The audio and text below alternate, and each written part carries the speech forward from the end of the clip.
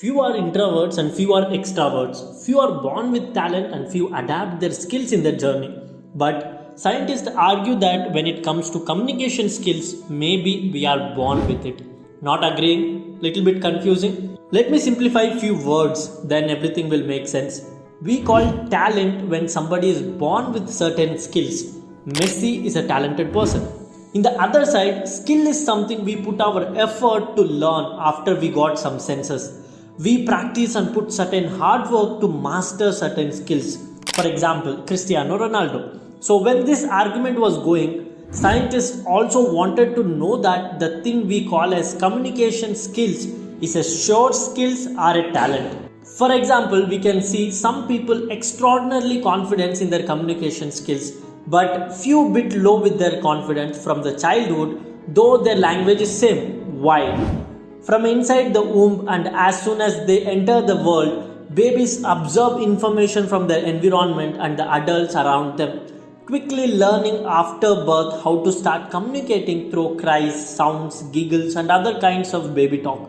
But are a child's long-term language skills shaped by how their brain develops during their early stages of growth? And how much of their language development is influenced by their environment and upbringing? Following dozens of children over the course of 5 years, a Boston University research has taken the closest look yet at the link between how babies' brains are structured in early stages of their growth and their ability to learn a language at a young age, and to what degree their environment plays a role in a brain and language development. To understand more about it, we should know a little bit about our brain. So our brain is organized or made up of two matters, white matter and grey matter.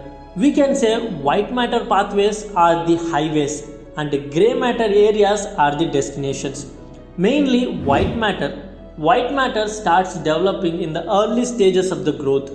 Scientists claim that this generation of white matter in the early stages of growth is linked to communication skills and language abilities.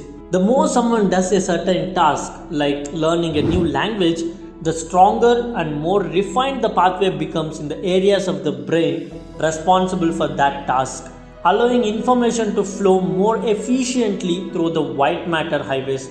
Recent evidence suggests that white matter most rapidly develops within the first 2 years of life.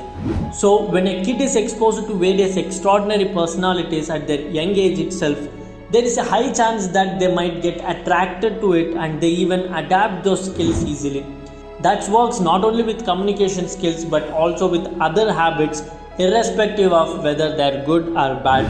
To prove this, researchers from Boston Hospital collected the data about the development of white matter in around 40 babies of age 4 to 18 months old using MRI scanning technology. Honestly, it is the first of its own kind and nobody ever tried collecting this kind of data in the history. So obviously it was quite complicated, but they quoted they had fun with the kids. Well, it's not ending here. After 5 years, researchers again made the same babies and checked their language learning abilities and communication skills. Hats off to the dedication. They concluded that the children with higher indication of white matter organization had better language skills 5 years later, suggesting that communication skills could be strongly linked to predisposed brain structure. So after more than 5 years of research, they considered that they solved only a first piece of very complicated puzzle. They also said that there are other factors which influences the communication skills capabilities, like relationship between environmental and genetic components of language learning, etc.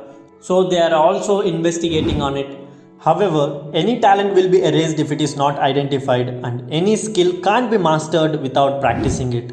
Thanks for watching this video till the end. So what do you feel about this research? Let us know in the comment box, and don't forget to subscribe the channel and press that bell icon for more update. This is your Vignesh. See you guys in the next video with one more interesting medical update.